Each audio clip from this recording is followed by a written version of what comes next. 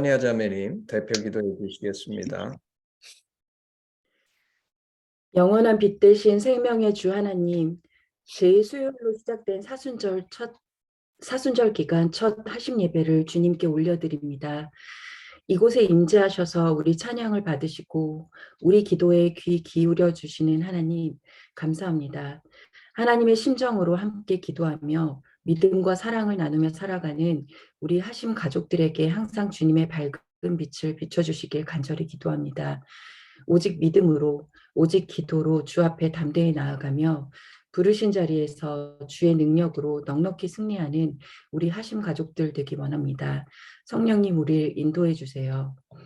주의 십자가 고난을 기억하며 부활절을 준비하는 사순절 기간 동안 더욱 깨어 기도하며 세상 기준이 아닌 말씀이 기준이 되는 삶, 예수님의 사랑과 은혜와 긍휼을 기억하며 실천하는 삶 살게 해주세요. 이 시간 여전히 고통받고 있는 튀르키예와 시리아, 우크라이나와 북한에 있는 주의 자녀들을 위로해 주시고 여호와 라파의 하나님 그들을 치료해 주시고 그 땅을 회복시켜 주시길 간절히 기도드립니다. 이 시간 권효진 목사님을 통해 말씀하실 하나님 앞에 갈급하고 가난한 심정으로 나아갑니다. 주의 지혜를 가르쳐 주시고 오직 감사와 순종으로 주의 뜻을 이루며 살아가도록 주님 인도해 주세요. 감사드리며 살아계신 부활의 구주 예수 그리스도 이름으로 간절히 기도드립니다. 아멘. 아멘. 아멘. 예, 아멘. 오늘 말씀은 출애굽기 25장 10절에서부터 22절까지 제가 읽고 우리 뉴질랜드 하심의 권효진 목사님이 우리 말씀 전해주겠습니다. 제가 말씀 읽겠습니다.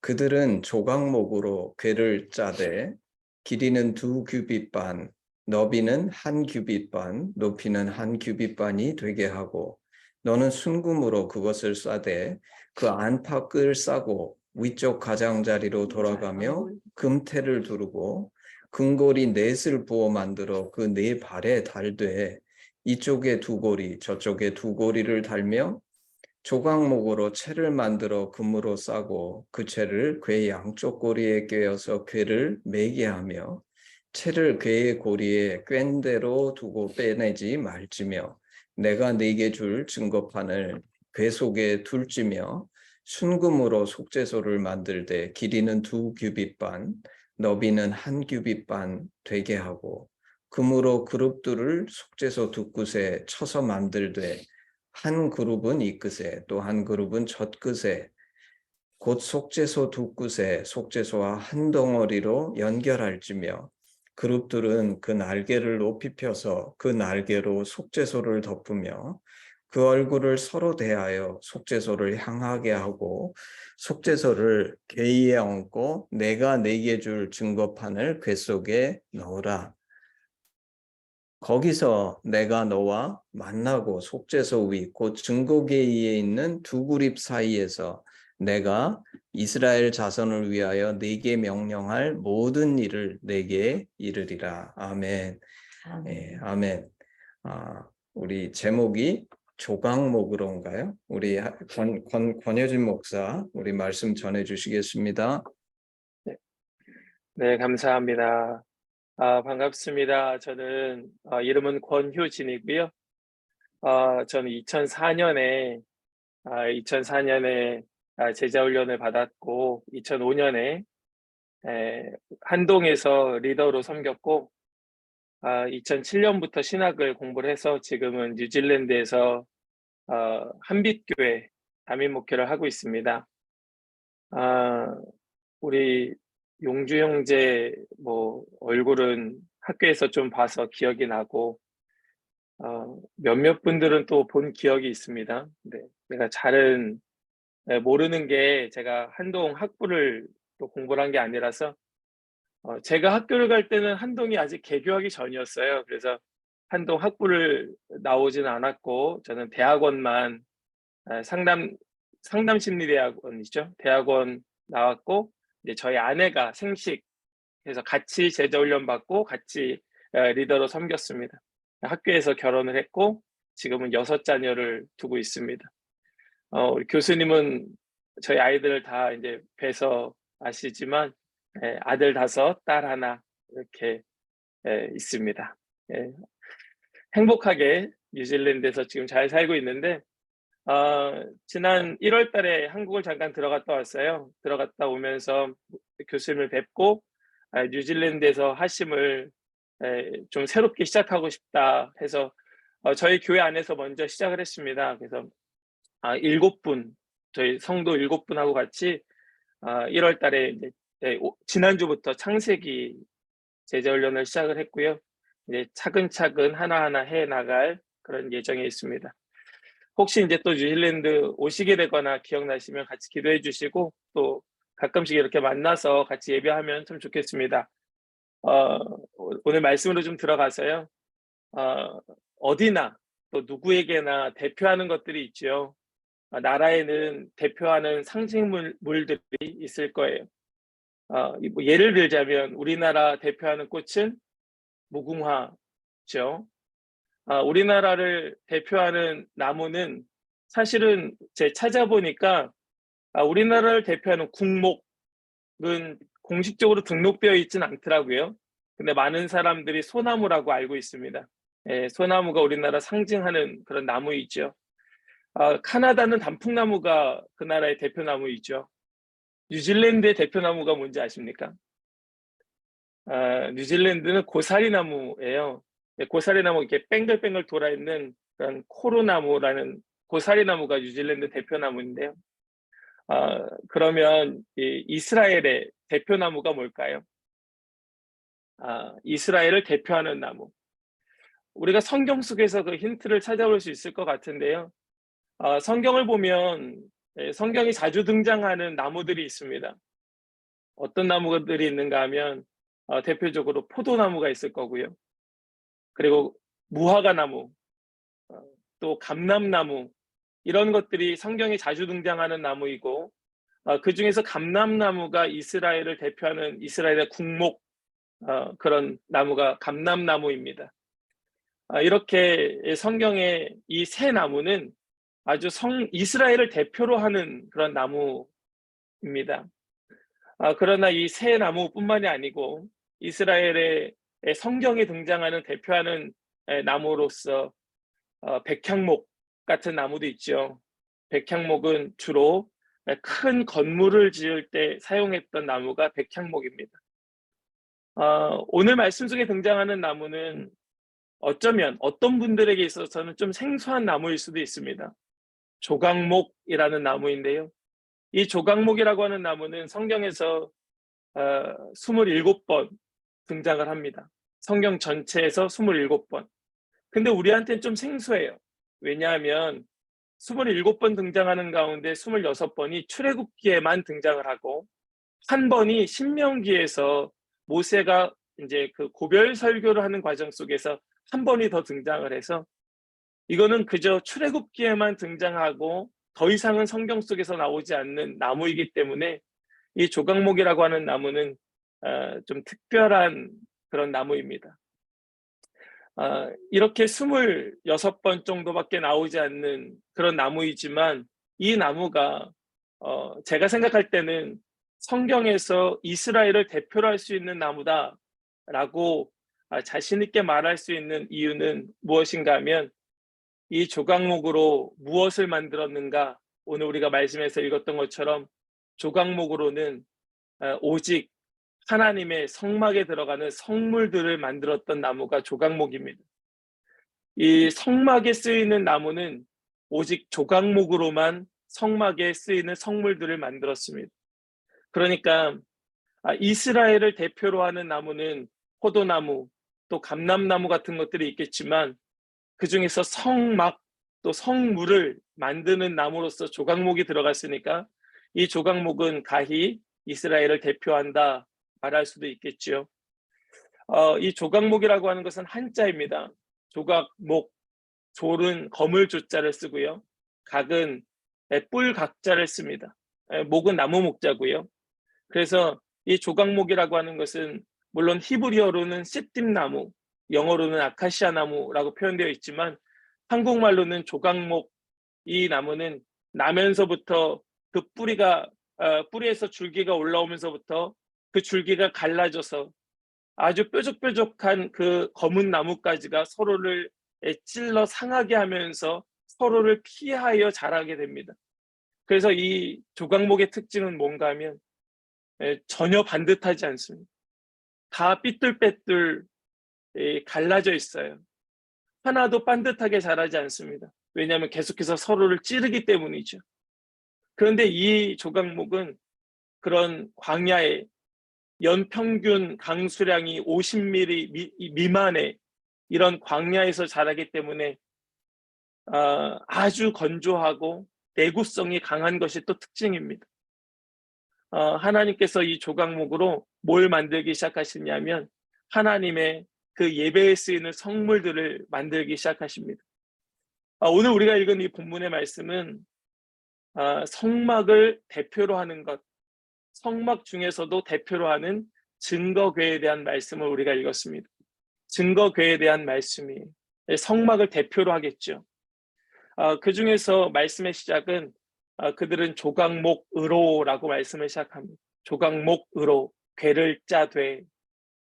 방금 말씀드린 것처럼 이 조각목은 나면서부터 줄기가 갈라져서 서로 삐뚤빼뚤 그 줄기가 얽히지 않기 위하여 서로를 피하여 자라기 때문에 사실 이 나무를 잘라봤자 아무리 다듬고 아무리 이 나무를 잘 건조해도 실질적으로 나무 한 그루 베어 사용할 만한 나무가 실질적으로 얼마 나오지 않는다고 합니다. 그러니까 이 나무를 조각목을 가지고 궤를 만들기 위해서는 어떻게 하는가? 그것을 다 깎고 다듬어서 작은 널빤지 하나가 나오면 그것을 켜켜이 붙여서 사용해야 되는 겁니다. 하나를 가지고 단독으로 쓰질 못하고 이 조각목은 계속해서 서로를 겹쳐야만 쓸 수 있는 나무인 것이에요. 만약에 백향목을 가지고 하나님께서 성물을 만들어라, 증거궤를 만들어라, 번제단을 만들어라, 그러면 백향목 한 그루만 베어도 성물의 대부분을 만들고도 남을 만큼 백향목은 아주 근사한 나무이지요. 그러나 하나님께서는 그런 백향목으로 하나님의 몸된 교회, 그 성막을 만들지 아니하시고 정말 서로를 찌를 그 나무, 서로를 피하기 위하여 그렇게도 안 만나려고 서로 비껴가려고 자라났던 그 조각목을 가져다가 하나님은 하나님의 그 교회, 그 성막을 만들어 가시는 것이에요. 저는 그 말씀을 묵상하면서 이것이 진짜 교회의 모습이겠다라는 생각을 하게 되었습니다. 먼저는 우리가 다 용서받은 탕자에서 많은 은혜를 받으셨지만 우리가 하나님을 묵상하면서 하나님을 알게 되면서 하나님의 그 심정을 이해하게 되면서 우리가 하나님을 배우면 배울수록 알게 되는 것은 무엇인가 하면 내가 얼마나 못된 죄인인가 하는 것을 알게 되죠. 내가 얼마나 못된 죄인인가, 내가 얼마나 부족한 자인가, 내가 얼마나 연약한 자인가. 그런데 하나님께서는 그 못된 죄인 그 사람들을 하나하나 모아다가 하나님의 심정을 그 속에 심어두시고 그 사람들을 데려다가 하나님의 나라, 하나님의 교회를 세워가신단 말이죠. 그런데 그 교회의 본체가 되었던 예표가 되었던 그 성막을 지으실 때에도 하나님께서는 백향목 같은 그런 나무를 가져다가 그 성물을 짓는 것이 아니고 조각목을 가져다가 하나 잘라봤자 얼마 나오지 않는 걸 켜켜이 붙이고 붙여서 그걸 다듬고 또 다듬어서 그걸 가지고 하나하나 하나님의 성물을 만들어 가시는 것이 하나님의 행하시는 일이었던 것입니다. 우리가 그런 것 같습니다.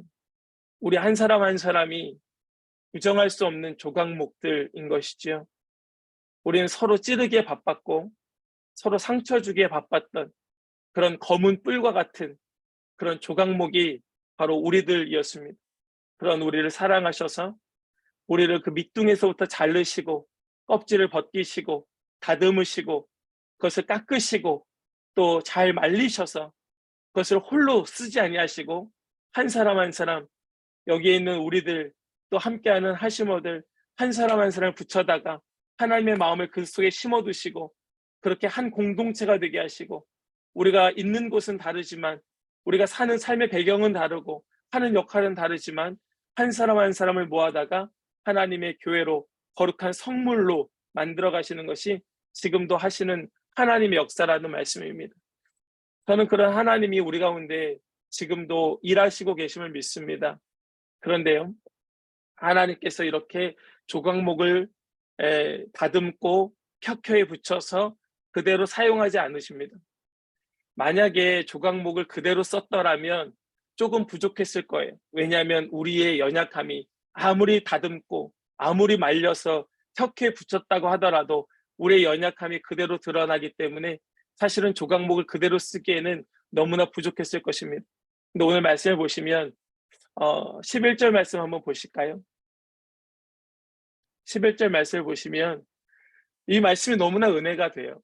11절 말씀에 이렇게 말씀합니다. 너는 순금으로 그것을 싸되 그 안팎을 싸고 위쪽 가장자리로 돌아가며 금태를 두르고 라고 말씀합니다.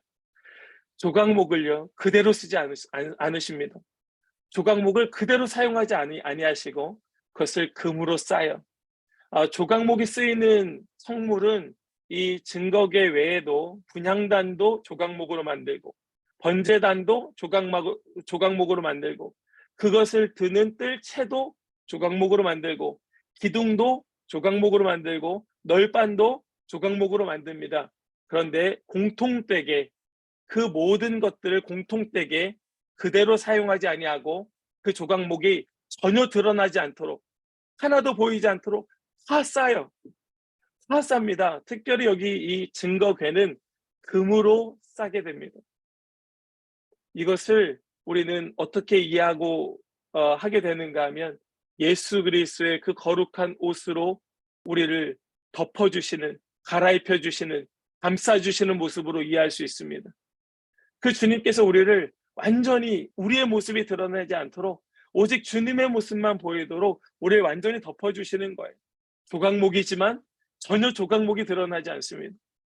말씀을 묵상하면서 그런 마음이 들었습니다. 왜 출애굽기 이후로, 모세 오경 이후로 조각목이 드러나지 않을까? 성경 속에 왜 나타나지 않을까? 그것은 조각목이 이제 그 순금으로, 어떤 것은 노스로 완전히 감싸졌기에 이제는 더 이상 드러날 이유가 없는 것이죠. 더 이상 나타날 이유가 없는 겁니다. 완전히 주님으로 갈아입혀진 우리의 모습은 더 이상 없는 것이죠. 우리는 완전히 주님으로 변화된 새 사람이 된 것입니다. 그런데 이 11절 말씀을 보면 순금으로 그것을 싸고 그것을 안팎으로 싸고 위쪽 가장자리로 돌아가며 금태를 두르게 되죠. 이 금태를 두르는 모습에서 우리가 뭐가 연상되는가 하면 마치 왕관과 같은 모습이 연상이 됩니다. 금태를 그 사방으로 둘러 관을 씌우는 것과 같아요. 주님이 우리의 머리에 완전히 주인이 되어서 우리의 머리에 딱 내려앉으시는 모습이 그려지고 있는 것이지요. 오늘 우리가 본 이 증거궤를 만드는 이 모습 속에서 우리는 이 모습을 기억했으면 좋겠습니다. 내가 누구인가?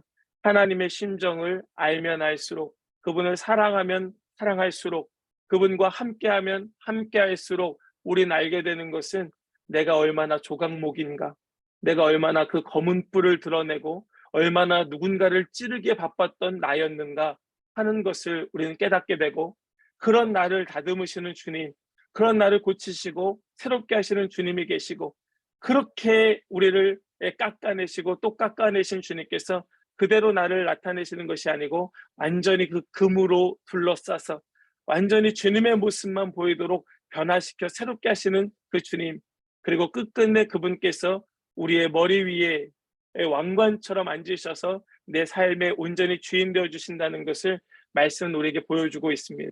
그리고 마지막 22절 말씀 속에서 이렇게 말씀해요. 같이 한번 읽었으면 좋겠습니다. 22절 함께 읽겠습니다. 시작.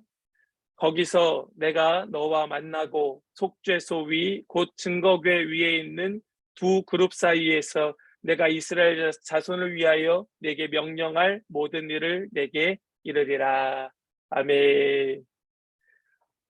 하나님께서 어디에서 만나기로 약속하시는가 하면 바로 그 속죄소 위, 증거궤 위에 있는 두 그룹 사이에서 이스라엘을 그 자손을 위하여 내가 내게 명령할 모든 일을 말씀하시겠노라. 거기서 내가 너와 만나겠다고 약속하고 계십니다.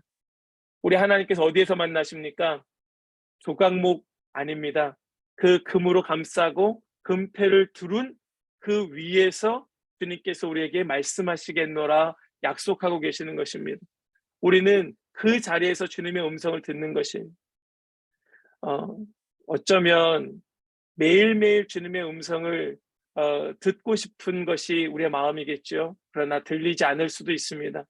정말 간절히 갈망하지만 온전히 주님의 음성이 들리지 않을 때도 있어요. 그럴 때 우리는 오늘 이 말씀을 한번 생각해 보았으면 좋겠습니다. 정말 내가 예수 그리스도의 그 금으로 안팎을 둘러싸고 정말 주님께서 내 머리 위에 주인으로 그렇게 자리하고 계시는가? 주님께서는 분명히 거기에서 내가 너와 만나겠다고 약속하고 계시는데 정말 그 안에서 내가 주님의 음성을 들으려 하고 있는가 하는 것을 한번 생각해 보았으면 좋겠어요. 오늘 말씀의 제목은 조각목으로였습니다. 이 조각목이라고 하는 단어가 등장하는 곳곳에는 대부분이 아닌 한 두세 군데의 구절도 있지만요. 이 26개의 말씀 속의 대부분은 조각목으로라는 단어로 말씀이 연결되고 있습니다. 조각목으로 계속해서 조각목으로라는 이런 단어들로 이어지고 있습니다. 저는 그곳에 우리 자신의 이름을 넣었으면 좋겠어요. 권유진으로 우리 주님의 음성 같아요. 주님께서 나를 그렇게 쓰시겠다 말씀하시는 것 같습니다. 우리 주님께서 나를 통하여 나 하나가 아니라 여기 있는 한 사람 한 사람을 다듬어 켜켜이 싸고 주님의 옷으로 감싸고 그렇게 하나님의 거룩한 교회로 세워가시는 것이죠. 공동체로 만들어 가시는 것입니다. 말씀을 좀 정리하려 합니다. 오늘 교수님께서 말씀을 한 30분 이렇게 준비하라 말씀하셨는데 평소에 저를 아는 제 아내가 교수님이 30분 준비하라 하셨으면 당신 한 20분만 준비를 해야 돼 이렇게 이야기를 해주더라고요. 그래서 제가 그래 20분 정도 준비를 해야겠다 생각을 했어요. 근데 시간을 대충 보니까 정말 한 20분 정도 말씀이 된 것 같습니다. 말씀을 정리할게요. 아까 잠깐 교수님이랑 그런 이야기를 나눴는데 요즘 뉴질랜드의 날씨가 참 많이 이상해요. 원래 뉴질랜드는 여름이 건기입니다. 그래서 여름에 비가 오지 않아요. 보통 12월에서 2월, 3월까지는 거의 비가 오지 않고 해만 쨍쨍 내리쬐는 그런 날씨입니다. 그런데 갑자기 비가 오기 시작했는데 여름 내내 비가 오고 있고요. 1월 말에는 홍수가 나서 저희 교회 짐을 보관하는 게러지에 허리까지 물이 차서 여러 이제 교회 물품들이 물에 잠겨서 못 쓰게 되었고 많은 것들을 버려야 했습니다. 계속해서 사이클론이 오고 태풍이 불고 또 어젯밤에도 비가 쏟아져서 길이 침수가 되었고 많은 사람들은 농작물과 많은 재산 피해를 입었습니다. 연일 계속 그 뉴스가 보도가 되고 있어요. 한국에도 그 뉴스가 많이 보도가 된 것 같아요. 이상한 날씨입니다. 때가 정말 마지막 때가 가까이 온 것 같습니다. 아까 우리 자매님 기도해 주신 것처럼 튀르키예와 이 시리아에는 지진이 연일 계속되고 있지요. 며칠 전에도 여진으로 인해서 또 많은 사람들이 죽었다는 뉴스를 보았습니다. 우크라이나에는 전쟁이 그치지 않고요. 벌써 1년이 넘었는데도 전쟁이 그치지 않고요. 케냐나 또 우간다, 탄자니아 같은 아프리카 동부 쪽에는 3년이 넘는 기근 때문에 수많은 사람들이 아사하고 있습니다. 제가 계속 그 지역의 기도 편지를 지금 받아보고 있는데 수많은 사람들이 아사하고 있어요. 아사하는 것이 아프리카뿐입니까? 북한 땅에도 지금 아사하고 있는 사람들이 있다는 소식을 들었습니다. 홍수, 지진, 화산, 기근, 기아, 전쟁, 수많은 일들이 지금 연일 계속되고 있는데 이러한 세계의 모습들을 보면서 우리가 해야 될 우리의 역할이 있다면 정말 내 자신이 얼마나 조각목과 같은 인생이었고 내가 얼마나 뼈 아프게 서로를 찔러대면서 하나님의 마음을 아프게 한 자였는가 하는 것을 우리가 좀 더 빨리 많은 사람들이 깨닫고 이제는 더 이상 갈라지고 나뉘어지고 서로 갈등하고 번민하고 또 서로에게 그런 아픔을 주는 그런 시대가 아니고 이제는 우리가 어떻게든 다듬어지고 또 서로 모아지고 하나가 되고 붙어지고 켜켜이 쌓이고 또 그것을 주님께서 주님의 옷으로 덮어주시기를 그렇게 기대하면서 우리는 계속해서 하나된 공동체로 일어나야 하는 것이 지금 이 시대라 믿습니다. 그것이 하나님의 마음이 아닐까 하는 마음이 들었습니다. 오늘 말씀 속에 제가 오늘 말씀을 통하여서 받았던 한 말씀이 있었습니다. 제가 말씀 한번 읽어보겠습니다. 시편 145편 19절 말씀인데요. 145편 19절 말씀. 저는 자기를 경외하는 자의 소원을 이루시며 또 저희 부르짖음을 들으사 구원하시리로다. 아멘. 저는 자기를 경외하는 자의 소원을 이루시며 경외하는 자의 소원을 이루시며 또 저희 부르짖음을 들으사 구원하시리로다. 우리가 그런 마음을 가지고 하나님을 날마다 간절한 마음으로 예배할 때 하나님께서 분명히 들으시고 하나님의 합한 마음을 우리에게 허락하여 주실 줄을 믿습니다. 제가 지난주부터 창세기를 시작했는데요. 어떤 한 성도님이 말씀 중에 자꾸 안경을 벗고 눈물을 훔치세요. 처음에는 그냥 눈을 닦으시는가 했는데 나중에는 눈물을 주체를 못하셔서 계속 눈물을 훔치시는데 보는 사람들이 되게 은혜가 되었습니다. 지금 우리에게 다른 것이 필요한 것이 아닙니다. 정말 하나님의 그 심정, 하나님의 마음, 그것을 바르게 아는 것, 그리고 그 마음을 아는 자들이 자꾸 모여 예배하는 것이 정말 필요한 것 같습니다. 이 시간이 굉장히 귀한 시간인 줄 믿고 우리 더 마음을 좀 모아서 함께 예배하면 좋겠습니다. 말씀을 마치려고 합니다. 어떻게 제가 기도하고 마칠까요? 아니 그냥 이럽시다. 우리 그 헌신 찬양이 있는데 헌신 찬양 후에 우리 권여진 목사님이 헌신 오늘 말씀의 기초에서 기도해주고 축도까지 해서 예배를 마무리하면 좋을 것 같아요. 그래서 네. 헌신 찬양 먼저 하겠습니다.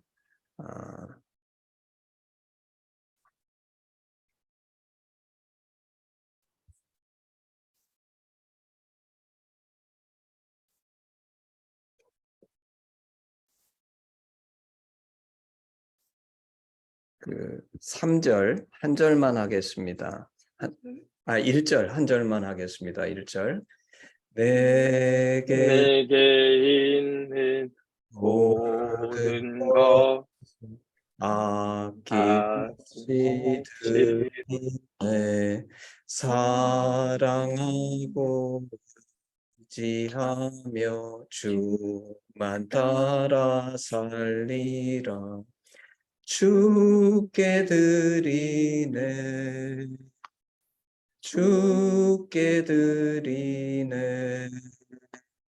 사랑하는 구주 앞에 모두 드리네. 아멘. 예, 우리 본 목사님 기도해 주시고 축도함으로 예배를 마치겠습니다. 하나님 감사합니다. 우리를 사랑하셔서 우리를 포기하지 아니하시고 끝까지 찾도록 찾으시는 주님, 우리가 그 주님을 사랑함으로 이렇게 모여 주님을 예배합니다. 날마다 깨어 주님을 더 예배하기 원합니다. 우리의 예배가 더욱더 깨어있는 예배가 되기를 간절히 소망합니다. 함께 이 자리에서 예배하든 혹 후에 유튜브로 함께 동참하여 예배하든 하나님, 우리 모든 지체들이 더 주님 사랑함으로 더 마음을 쏟아 예배하는 자들이 되게 하여 주시옵시고, 이제는 주신 말씀처럼 우리 자신이 누구인지 더 정확히 깨닫고 나를 다듬으시고 나를 새롭게 하시고 나를 덮으시는 그 주님만 나의 주인으로 모시고 함께 하나님의 마음을 가지고 모여서 더 주님의 그 심정으로 주님을 높이는 우리 모든 지체들 되게 하여 주시옵소서. 우리가 있는 곳은 다르고 우리의 처한 환경은 다르다 할지라도 우리 모두에게 역사하시는 하나님의 손길은 동일하신 줄 믿사오니 주님 주신 마음대로, 주님 주신 사명대로, 주님께서 맡겨주신 역할대로 우리 생명을 다하여서 주님을 높이는 그런 우리 모든 주님의 백성들, 우리 사랑하는 지체들 되게 하여 주시옵소서. 주님 그 은혜 가운데에 함께 나눈 말씀, 오늘 주신 이 말씀이 오늘 우리의 삶에 생명의 양식이 되고 삶의 이정표가 될 수 있기를 간절히 소망하고 바라며 우리 주 예수 그리스도의 이름으로 기도드리며 이제는 우리를 구원하신 우리 주 예수 그리스도의 그 은혜와 아버지 하나님의 놀라운 사랑과 성령 하나님의 교통하심이 함께 주님을 예배하며 주님의 마음을 가지고 주님 따라 살기를 소망하고 결단하는 우리 모든 지체들 그 머리 위에와 모든 삶의 터전 위에 또 주님만 예배하기를 소망하며 다짐하는 우리 모든 하시모들 위에 이제로부터 영원토록 함께 하시기를 간절히 축원하옵나이다. 아멘. 아멘. 예, 감사합니다.